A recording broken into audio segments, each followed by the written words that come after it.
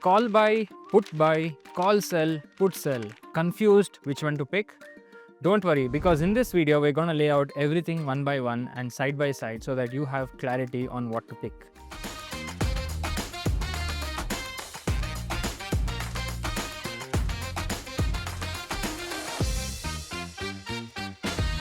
Hi, I am Pranav VK and welcome back to Stockshaala by Kotak Securities, where we turn market madness into money-making sense. Today, we'll compare the basic 4 option strategies side by side so that you don't have to Google it ever again. Let's consolidate all our learnings. So let's head to the whiteboard where I'm going to help you understand the maximum reward, maximum losses, expectation, as well as risk to reward for all the different 4 combinations. So coming to the whiteboard here, I have all the different basic strategies on my left hand side, and on the top we have the strategy, the expectation of our price, the maximum profit, maximum loss, as well as our risk to reward. So let's start with the expectation of what we are expecting when we go for a specific strategy.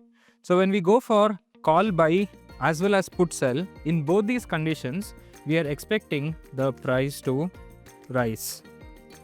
Okay, but whereas when we are doing a call sell or a put buy, in these two cases we are expecting the price to go down. When it comes to the maximum profit, for call sell as well as put sell, it is to the extent of the premium that is received.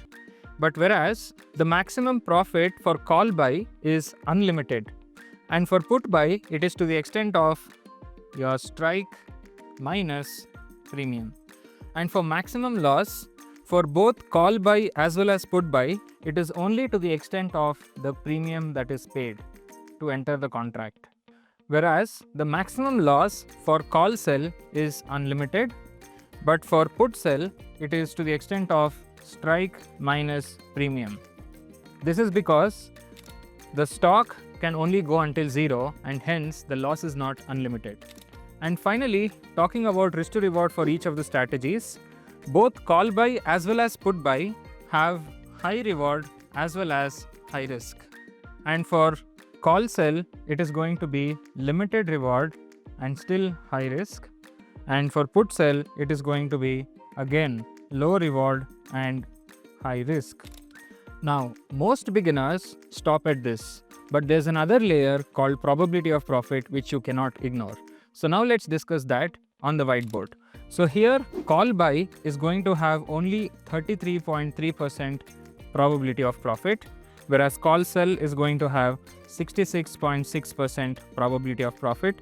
Similarly, put buy is only going to have 33.3% and put sell is going to have 66.6%. So it's not just the amount of profit that you have to look at. More importantly, you have to look at a combination of your risk to reward ratio as well as probability of profit.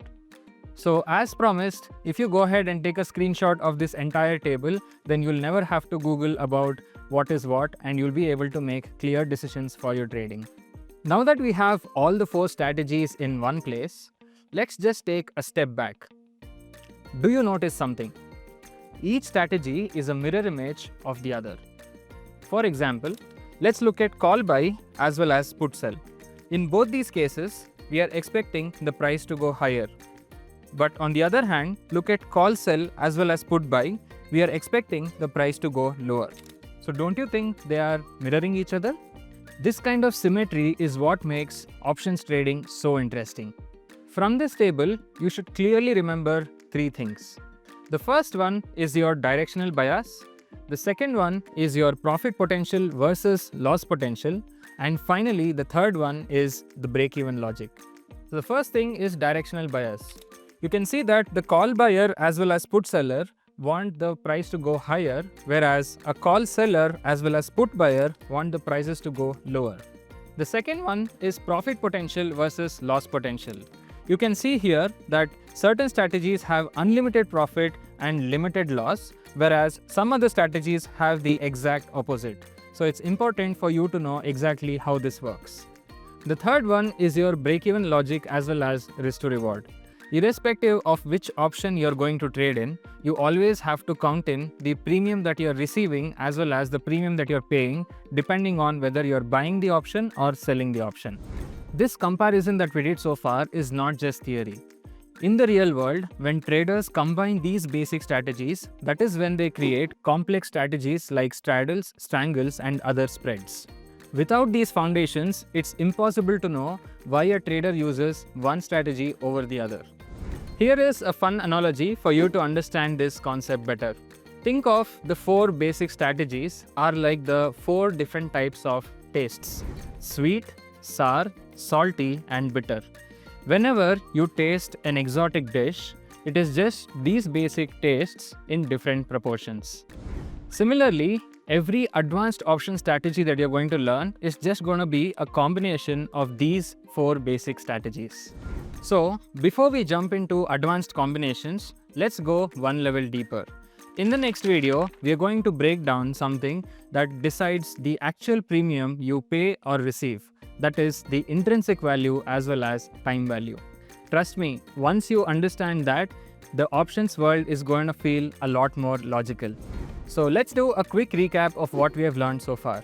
We analyzed the directional views of the 4 basic strategies. We understood the maximum profit, maximum loss, as well as the risk to reward for each of these strategies. And finally, we also understood that probability of profit along with risk to reward ratio is the most important aspect we have to look at before entering into any trading strategy. Go ahead and like this video if you got a clear picture of all the basic strategies and share it with your friends. You're watching Stockshaala by Kotak Securities. I am Pranav VK, and don't forget to like, share and subscribe.